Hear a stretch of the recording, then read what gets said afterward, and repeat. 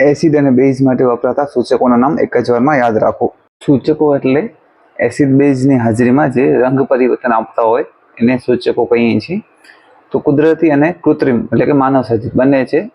તો કુદરતીમાં છે litmus paper, જે બધાએ વધારે સાંભળ્યું હોય છે નામ. તો લિટમસ પેપર એ છે એસિડમાં લાલ બની હશે, લાલ ને બ્લુ બ્લેક કલરના હોય લિટમસ પેપર.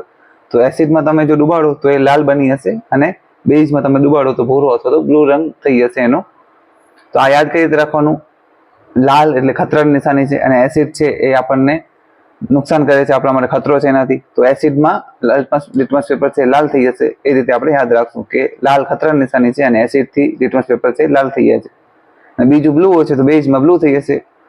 બેઝનું બી અને બ્લુનું પણ બી, એ રીતે બેઝમાં બ્લુ થઈ જશે. આ રીતે આપણે યાદ રાખી શકીએ છીએ. ત્યારબાદ હળદર છે એ પણ બેઝમાં લાલ રંગ આપે છે, તો એ કુદરતી સૂચક છે. જાસૂદ છે એ પણ અલગ અલગ રંગ આપે છે. કૃત્રિમ સૂચકો છે એમાં મિથાઇલ ઓરેન્જ અને ફિનોલ્ફથાલિન નામના બે કેમિકલ છે, એ સૂચકો છે જે એસિડ બેઝની હાજરીમાં રંગ આપે છે. એના સિવાય જ્ઞાનેન્દ્રિય સૂચકો છે. આ જે છે રંગ નહીં આપે પણ સુગંધ અથવા વાસ છે એ બદલી જશે જ્યારે તમે એસિડ અને બેઝની હાજરી ચકાસો ત્યારે. તો જેમ કે ડુંગળી છે, લવિંગનું તેલ છે, વેનીલા અર્ક છે. જેમ કે ડુંગળીનું ઉદાહરણ આપું તો ડુંગળીને તમે બેઝમાં નાખશો ને તો એની વાસ, એની સુગંધ છે એકદમ ઓછી થઈ જશે અથવા તો ના જેવી થઈ જશે.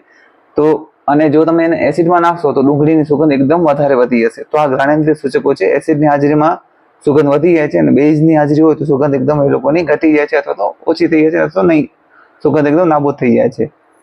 તો આ રીતે સૂચકો છે એ એક માર્ક્સમાં ઘણી પૂછતા હોય છે કે લિટમસ પેપર કયો કલર આપે, કુદરતી સૂચકના નામ આપો અથવા તો જ્ઞાનેન્દ્રિય સૂચક એટલે શું ઉદાહરણ આપો, એ રીતે પ્રશ્ન આવતા હોય છે. તો એકવાર જોઈ લેશો એટલે બધા તમને યાદ રહી જશે. ગણિત અને વિજ્ઞાનમાં પ્રશ્નોની સરળ સમજૂતી માટે તમે અમારા પેજને ફોલો કરજો.